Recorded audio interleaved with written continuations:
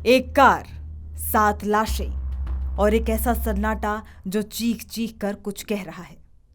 पंचकुला की एक सुबह ने पूरे देश को झकझोर कर रख दिया है।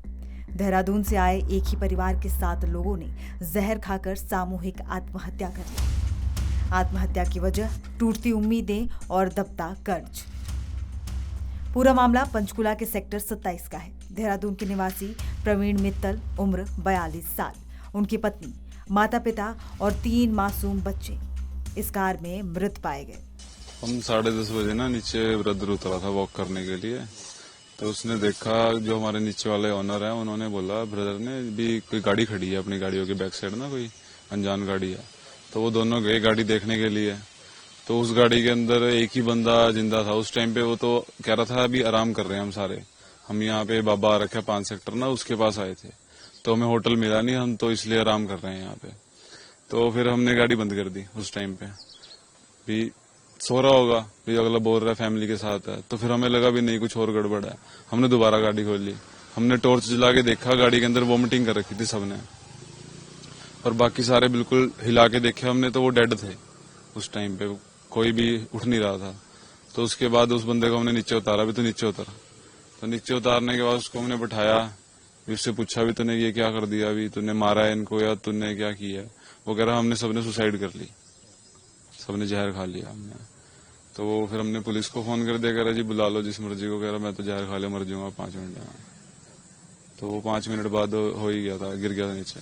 सूत्रों के मुताबिक प्रवीण मित्तल परिवार समेत पंचकुला में आयोजित बागेश्वर धाम की हनुमंत कथा में हिस्सा लेने आए थे। कथा के बाद देहरादून लौटते समय उन्होंने ये खौफनाक कदम उठा लिया।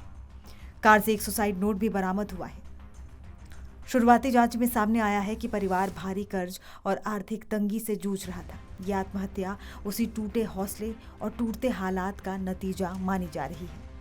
घटना के बाद डीसीपी हिमाद्री कौशिक और DCP law and order Amit Dahiya मौके पर पहुंचे। फॉरेंसिक टीम ने सबूत इकट्ठा किए हैं। फिलहाल पुलिस हर पहलू की जांच कर रही है। हमें सूचना मिली कि 6 व्यक्ति यहाँ लाए गए हैं जिस हॉस्पिटल में, और फिर जब यहाँ पहुँचे तो ये पता लगा कि इनकी मृत्यु हो गई, और एक व्यक्ति जो सेक्टर 67 अस्पताल में ले गए थे, जिनको मृत्यु हो गई है।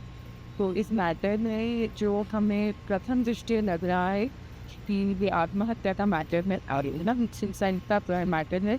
ये मामला साल 2018 में दिल्ली के बुराड़ी कांड की भयावह यादें ताजा कर देता है, जब एक ही परिवार के 11 लोगों की रहस्यमयी मौत ने पूरे देश को झकझोर दिया था। बुराड़ी में भी धार्मिक मान्यताओं और मानसिक दबावों के बीच एक पूरा परिवार मौत को गले लगा बैठा था। 10 के शव फंदे से लटके मिले थे, जबकि सबसे बुजुर्ग महिला नारायणी देवी का शव मकान के दूसरे कमरे में फर्श पर पड़ा हुआ था। मरने वालों में 15 साल से 57 साल के लोग शामिल थे। बुराड़ी कांड के बाद अब पंचकुला की ये घटना भी वैसी ही खामोशी और बेचैनी छोड़ गई है। एक हंसता खेलता परिवार, एक धार्मिक यात्रा और फिर एक भयानक अंत। कर्ज का बोझ, हालात की मार और टूटते भरोसे ने 7 जिंदगियों को निगल लिया। पंचकुला की ये गूंगी गली अब एक सवाल बन गई है कि क्या हम वक्त रहते उन तक पहुंच सकते थे?